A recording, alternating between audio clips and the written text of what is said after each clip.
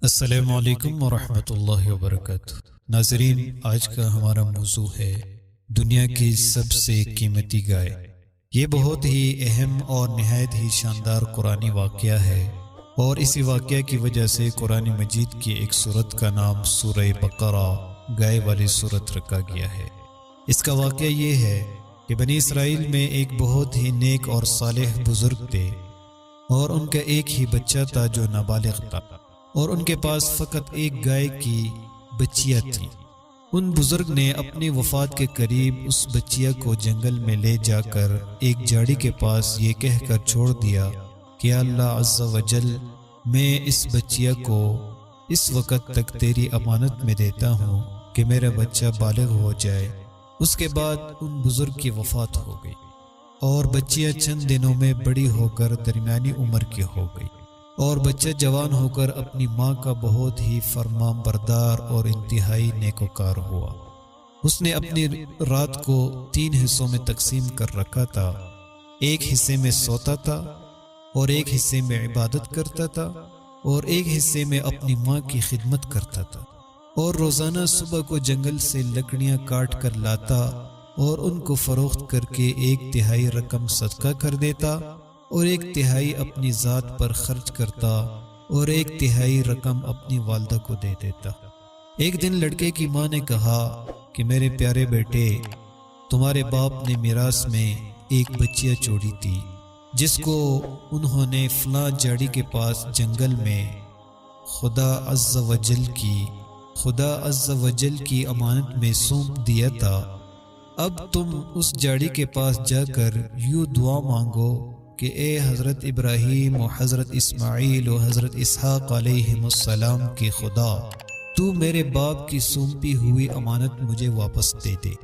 اور اس بچے کی نشانی یہ ہے کہ وہ پیلے رنگ کی ہے، اور اس کی کال اس طرح چمک رہی ہوگی کہ گویا سورج کی کرنیں اس میں سے نکل رہی ہے۔ یہ سن کر لڑکا جنگل میں اس جھاڑی کے پاس گیا اور دعا مانگی، تو فوراً ہی وہ گائے دوڑتی ہوئی آ کر اس کے پاس کھڑی ہو گئی، اور یہ اس کو پکڑ کر گھر لایا۔ تو اس کی ماں نے کہا، بیٹا، تم اس گائے کو لے جا کر بازار میں 3 دینار میں فروخت کر ڈالو، لیکن کسی گاہک کو بغیر میرے مشورے کے مت دینا۔ ان دنوں بازار میں گائے کی قیمت 3 دینار ہی تھی۔ بازار میں ایک گاہک آیا جو در حقیقت فرشتہ تھا۔ اس نے کہا کہ میں گائے کی قیمت 3 دینار سے زیادہ دوں گا، مگر تم ماں سے مشورہ کیے بغیر گائے میرے ہاتھ پر فروخت کر ڈالو۔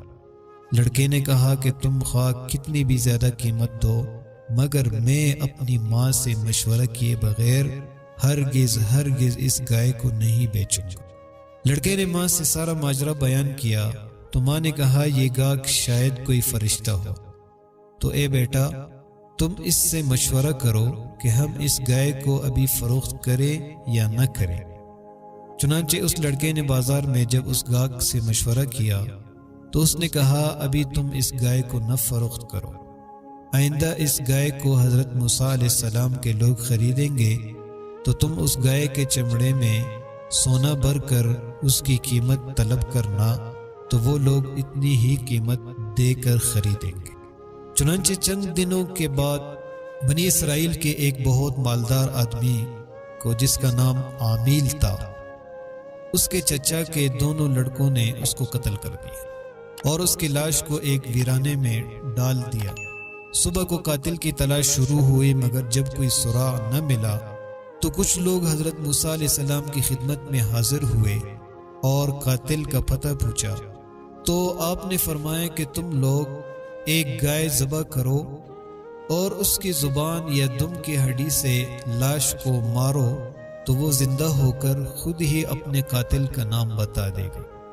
یہ سن کر بنی اسرائیل نے گائے کے رنگ، اس کی عمر وغیرہ کے بارے میں بحث و کریج شروع کر دی، اور بالآخر جب وہ اچھی طرح سمجھ گئے کہ فلاں قسم کی گائے چاہیے تو ایسی گائے کی تلاش شروع کر دی۔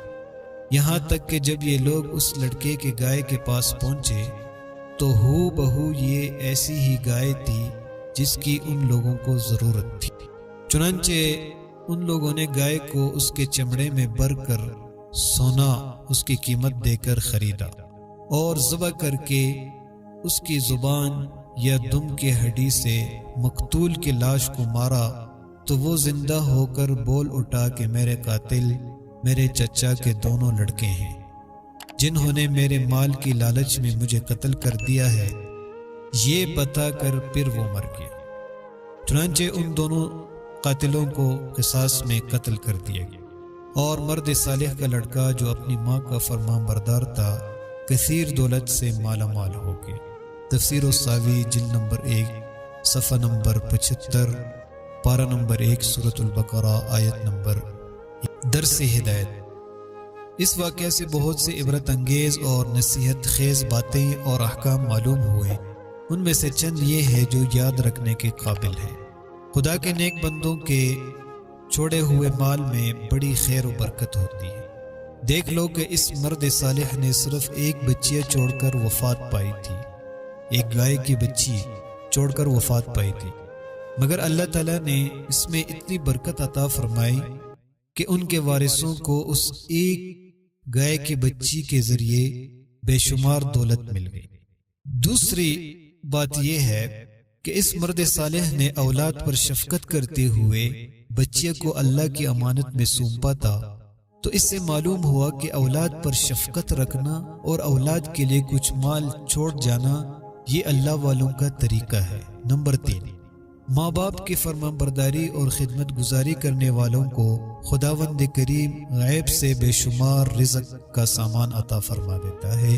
دیکھ لو کہ اس یتیم لڑکے کو ماں کی خدمت اور فرمان برداری کی بدولت اللہ تعالیٰ نے کس قدر صاحب مال اور خوشحال بنا دیا۔ نمبر 4، خداوند قدوس کے احکام میں بحث اور قرید کرنا مصیبتوں کا سبب ہوا کرتا ہے۔